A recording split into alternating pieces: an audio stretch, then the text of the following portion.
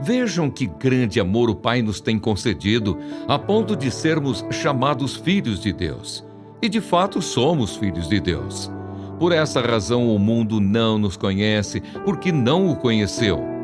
Amados, agora somos filhos de Deus, mas ainda não se manifestou o que haveremos de ser. Sabemos que quando Ele se manifestar, seremos semelhantes a Ele, porque haveremos de vê-lo como Ele é. E todo o que tem essa esperança nele purifica a si mesmo, assim como Ele é puro. Todo aquele que pratica o pecado também transgride a lei, porque o pecado é a transgressão da lei. E vocês sabem que Ele se manifestou para tirar os pecados, e nele não existe pecado.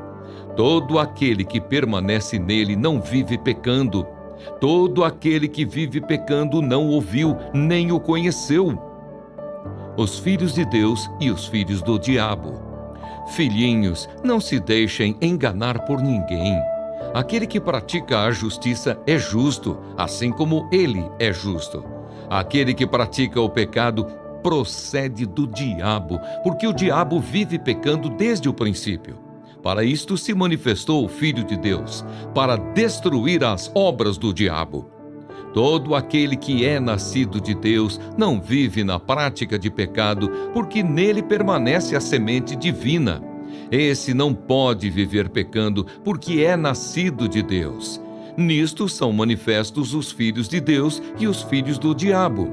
Todo aquele que não pratica a justiça não procede de Deus, e o mesmo vale para aquele que não ama o seu irmão. O amor aos irmãos. Porque a mensagem que vocês ouviram desde o princípio é esta: que nos amemos uns aos outros. Não sejamos como Caim, que era do maligno e matou o seu irmão. E por que o matou? Porque as suas obras eram más, e as de seu irmão eram justas. Irmãos, não se admirem se o mundo odeia vocês. Nós sabemos que já passamos da morte para a vida, porque amamos os irmãos. Quem não ama, permanece na morte.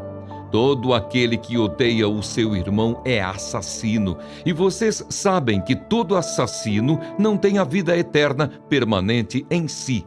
Nisto conhecemos o amor, que Cristo deu a sua vida por nós. Portanto, também nós devemos dar a nossa vida pelos irmãos. Ora, se alguém possui recursos deste mundo e vê seu irmão passar necessidade, mas fecha o coração para essa pessoa, como pode permanecer nele o amor de Deus? Filhinhos, não amemos de palavra nem da boca para fora, mas de fato e de verdade.